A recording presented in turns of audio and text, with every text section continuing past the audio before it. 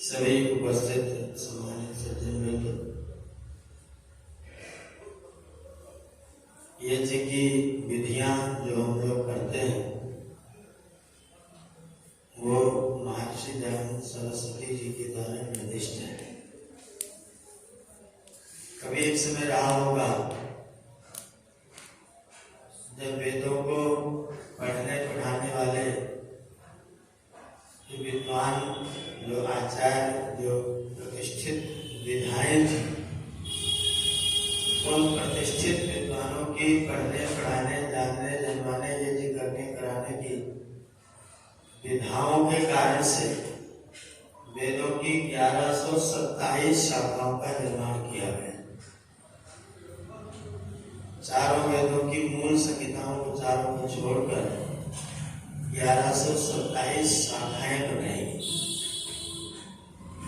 उन शाखाओं को वेद के समान प्रमाण माना जाए, इसके लिए उन लोगों ने इन शाखाओं को वेद ही कहा।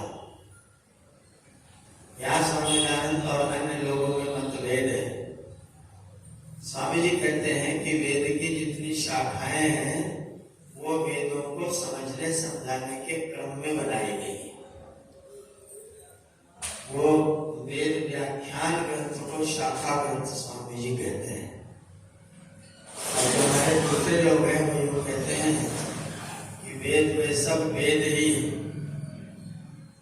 वो चार मुख्य मान के 1127 को शाखा नहीं मानते, वो 1131 पूरे के पूरे को ही शाखा मानते हैं।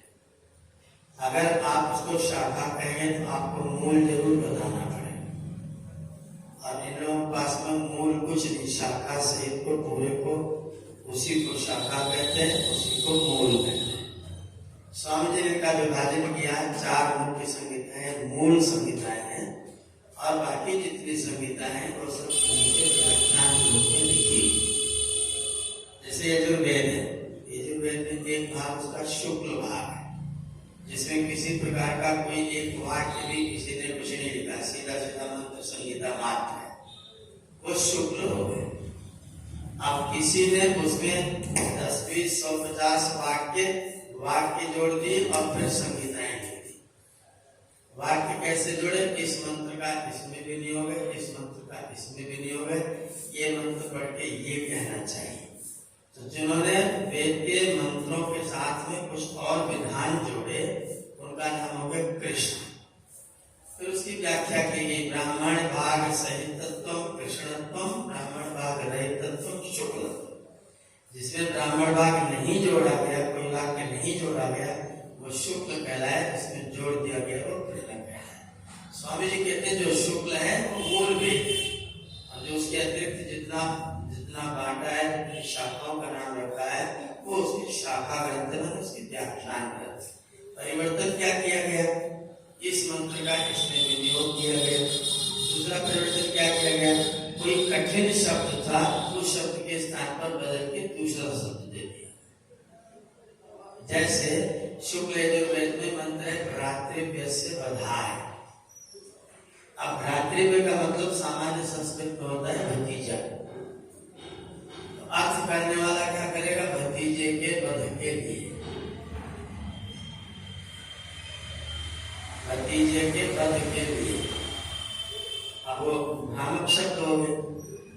वहां पर संस्कृत व्याकरण का अनुसार नियम है अगर भ्रातृ शब्द या के ऊपर खड़ी डंडी तो इसका मतलब है भतीजा, और वही खड़ी डंडी अगर त्रि के ऊपर हो इसका मतलब है शत्रु। त्रि के ऊपर खड़ी डंडी माने शत्रु और या के ऊपर खड़ी डंडी माने भतीजा। तो वेद कैसे निर्णय करेगा भतीजा कहा जाए शत्रु कहा जाए? स्वर को देख कर, वेद की खड़ी पड़ी रेखाओं को देख करके हम निर्णय करेंगे कि शत्रु के लिए कह रहा है कि भतीजे के लिए कह रहा है। अब वेद संहिता देख लीजिए, अगर यहाँ पर खड़ी डंडी दिखाई दे जाए तो जान लेना भतीजे के वध के लिए, अगर वही डंडी त्रि पर दिखाई दे जाए इसका मतलब शत्रु के वध के लिए। तो स्वर के पचड़े में कौन फंसे? वेद वालों ने भ्रातृ के स्थान पर द्विशतो बधाए बदल दी। भ्रातृ शब्द को द्विशतो बधाए, अब द्विशत माने शत्रु के वध के लिए। मामला साफ हो गया, झंझट खत्म। बस इतना परिवर्तन करने का नाम हो गया शाखा। इस तरह के शब्दों में जहां जहां परिवर्तन कर लिया वो वेद एक अलग शाखा वाला वेद कहना है। अगर उसे भ्रातृ को स्वर के आधार पर जाना जाता तो फिर वो शुक्र था, और स्वर को निकाल करके द्विशतो बधाया कर दिया तो फिर वो कृष्ण हो गया।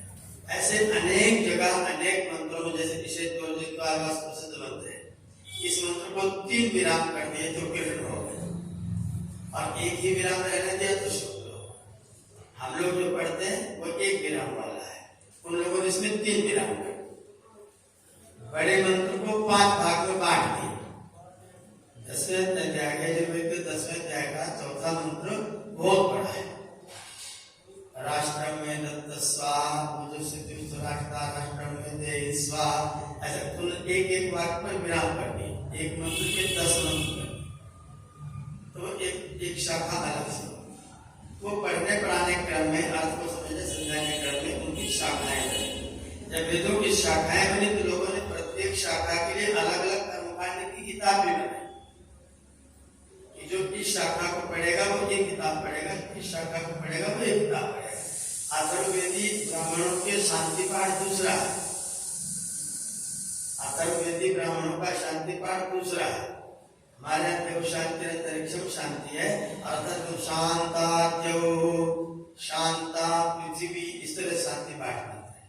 वो अथर्ववेदी शांति पाठ उस मंत्र से करते हैं,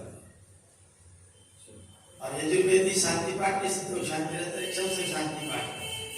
तो वेद की जितनी शाखाएं, जितने प्रकार, उतने शांति पाठ, उतने कर्मकांड की पुस्तक है। अब 1127 शाखाएं बनी तो 1127 कर्मकांड की पुस्तकें भी बनी, और वो कितना हो गया कि अब जैसे मान लीजिए आप यजुर्वेदी हैं और मैं सामवेदी, दोनों के बेटे बेटियों का विवाह होता है, तो सामवेदी की बेटी यजुर्वेदी के घर चली गई। जब यजुर्वेदी घर सामवेदी की बेटी चली आई तो वहां का कर्मकांड और यहाँ का कर्मकांड दोनों में भेद हो।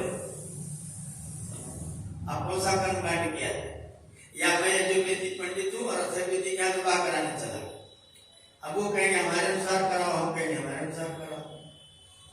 इतना सारा वेद, इतना वितंडा कि तुम्हारे यहाँ ऐसा होता है, हमारे यहाँ ऐसा होता है, और ये करते करते इतना कर्मकांड में इतना बड़ा जब बवाल हो गया कि किसी को पता चले किस कौन सा कर्मकांड कहाँ क्या करना है।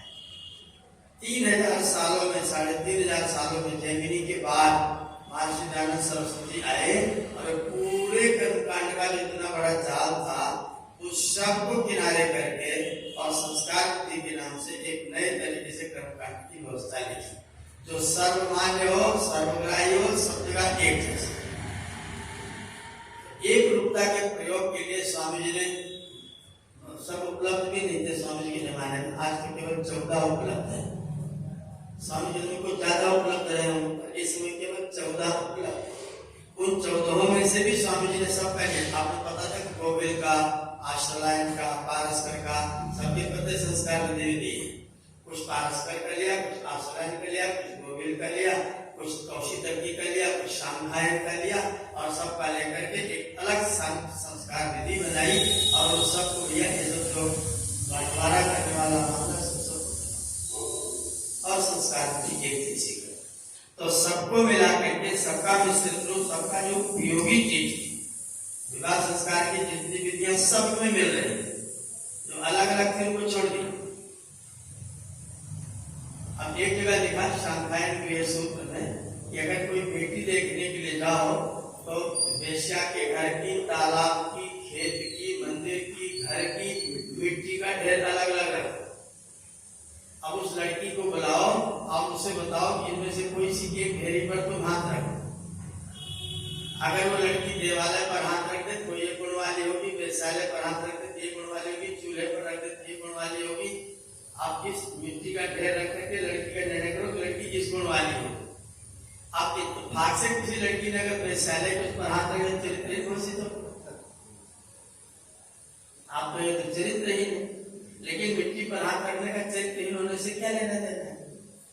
तो उस विधि को स्वामी जी ने उसके लिए गुण कर्म स्वभाव व्यक्तियों का आचार्य लोग देखे, पंडित लोग देखे, माता पिता देखे और गुण कर्म स्वभाव मिला करके विवाह करें। ये मिट्टी उट्टी वाला सिस्टम जो है वो ठीक नहीं, किसी के साथ भी अन्याय हो सकता है, ये शंका नहीं करता, ऐसी व्यवस्था करने का लिखा है। तो स्वामी जी ने इस तरह की चीजों को सबको निगलेक्ट किया। और जो चीजें एक जगह लिखा है कौशिकी क्रिया सूत्र की बात है, मैंने उस पर पीएचडी लिखा, कौशिकी पीएचडी लिखा। उसको जो मैंने पढ़ा वहां लिखा है कि जब जनाजे को लेकर के जाए, डेड बॉडी को लेकर के जाए तो साथ में बकरा लेके जाए, बकरा लेके जाए। और जब चिता लगाई जाए तो चिता की लकड़ी में बकरे को बहुत पतले धागे से बांध दिया, पतले कच्चे धागे से बकरे को चिता की लकड़ी से बांध दिया। जब चिता में आग लगाई जाए तो बकरा उसी लकड़ी में बंधा है। जब आग तेज होगी तो बकरा वहां से तोड़ करके रस्सी को भगेगा। जब बकरा रस्सी को तोड़ करके भगेगा तो पुरोहित लोग ये मंत्र पढ़े जो वेद छठे जाएगा, अजो भाग स्तपसा पस्वतंते ज्योतिष्वतंते अर्चि, ये मंत्र पुरोहित जी पढ़े। अब इस विधि का क्या मतलब है? उस लकड़ी में बकरे को बांधा जाए तो बकरा जब रस्सी तोड़ा के भागे तो पंडित जी मंत्र तो इस तरह कैसे कैसे विनियोग किया लोगों ने जिसका कोई सींग पूछ नहीं था। तो स्वामी जी ने इस तरह के विनियोगों को नकारा और उनका जो शुद्ध सात्विक विशेष वैज्ञानिक सिस्टमेटिक प्रबंधित चीजें हैं जिनसे प्रेरणा मिलती है, जिनसे ज्ञान मिलता है, जिनसे सुख मिलता है, वो ईश्वर की आज्ञा होती है। ईश्वर की आज्ञा में आप अपनी आज्ञा मिलाने की कोशिश मत करिए। अजो भागस्तपसातन तपस्व, ये अन्न भोजन करने का, ये जिसमें आहुति डालने का मंत्र है। इसमें बकरे को तपाने का अजो भागा तपसा, तो अजो दे करके उन्होंने आधा जोड़ा, आधा बकरा जोड़ा गया। आज का मतलब होता है न जायते, जिसमें अंकुरित होने की क्षमता समाप्त हो गई है, ऐसा जो अन्न है उसका नाम है अजा, न जायते। तो ये कहा गया है, आयुर्वेद में कहा गया, उसमें विज्ञान में कहा गया है कि तीसरे साल के बाद में अन्न में उपजने की शक्ति खत्म हो जाती है। इस सत्र का अन्न अगर 3 साल लगातार रखा रहे तो फिर वो उपजने की शक्ति उसकी समाप्त हो जाती है, तो वो अज बन जाता है। तो वेद में लिखा है कि अजय यष्टव्य, जो ताजा ताजा गेहूं है उसके अंदर अंकुरण की क्षमता है, यानी जीवनी शक्ति है। तो जीवनी शक्ति को यज्ञ में न डाला जाए, जब जीवनी शक्ति समाप्त हो जाए तब उसके द्वारा यज्ञ किया जाए। तो अन्न पुराना घी नया व्यवस्था बनेगी। लौकिक व्यवस्था में भी अन्न पुराने से पुराना और घी नए से नया, घी रोज ताजा मिले और अन्न पुराना पुराना मिले। तो तीसरे साल वाला जो अन्न होता है, 3 साल पुराना अन्न ये तुम्हें आहुति डालने के लायक हो, उसको अज कहा। अजो भागा तपसा तम तपस्व। अब इन्होंने अजा मन बकरास कर दिया और बकरे को बांध दिया। तो स्वामी जी ने इस तरह की जो परिपाटियां लोगों ने बनाई थी, बिना मतलब का विनियोग बनाया था, उसे स्वामी जी ने समाप्त किया। और प्रत्येक विधि सिस्टमैटिक, कौन सी विधि कैसे करनी, कब करनी, कहाँ करनी, फिर टपकाने वाली बात पर मुझे बात ध्यान आई। तो वो व्यवस्था केवल करता था संस्कार में, स्वामी जी संस्कार विधि में लिखी। पता नहीं कब से किन लोगों ने कहां से करके प्रत्येक ईंधन नमूना के प्रयोग भी करते हैं। हर ईंधन नमूना पर घी की बूंद इसमें टपकानी है। तो घी की केवल 7 आहुतियां करेंगे, 7 में घी टपका लेंगे, बाकी सब सामग्री आहुतियां करेंगे और बाद में उस पर जमा वाला घी होगा उसको एक मंत्र पढ़ करके उसकी आहुति करवाएंगे। और समस्रव भागास्तेषा व्यंता प्रस्तरेष्ठाः परिधेयाश्च देवा, ये देवा भवन्ति ते प्रस्तरेष्ठा भवन्ति परिधेया, और देवों का वर्णन है, विद्वानों का वर्णन है। तो घी के ऊपर से घी जब डालने का तो विनियोग का कोई मतलब ही नहीं, और वो पढ़ा जाता है, इन लोगों ने चलाया हुआ। और स्वामी जी ने विधान केवल गर्भाधान संस्कार में ही किया है, अन्यथा उसके टुकाने की रखने की व्यवस्था स्वामी जी ने नहीं बताई। इसलिए हमको उसको अवॉइड ही करना चाहिए, और पहला संस्कार जब कराते हैं उसको कराने की व्यवस्था स्वामी जी को करना चाहिए। तो जो विधियां विज्ञान संबंध है, जो विधियां युक्ति युक्त है, उनको स्वामी जी ने बहुत विचार पूर्वक, ये जो संस्कार विधि है तो इस समय का जो 6 वेदांग है, शिक्षा, कल्प, व्याकरण, ऋतु, छंद, ज्योतिष, उसमें जो कल्प ग्रंथ है वो स्वामी जी के द्वारा लिखा गया संस्कार विधि जो है वो कल्प ग्रंथ है। उसको कल्प ग्रंथ के रूप में मान्यता दे करके और हमको उसके अनुसार अपनी व्यवस्थाओं को संचालित करना चाहिए, अपने संस्कारों को कराना चाहिए, जिससे हमारी वैदिकता, हमारी शुद्धता, हमारा शुद्ध रूप संस्कारों का बना रहे, और उस कार्य को भली भांति विज्ञान पूर्वक, विज्ञान सम्मत तरीके से जवाब दिया जा सके, जिसका उत्तर दिया जा सके, वो विधि संबंध हम लोग अपने संस्कारों को किया करें। व्यवस्था स्वामी जी लिखी है, आप मेरी बात ध्यान पूर्वक सुनी, सबका धन्यवाद।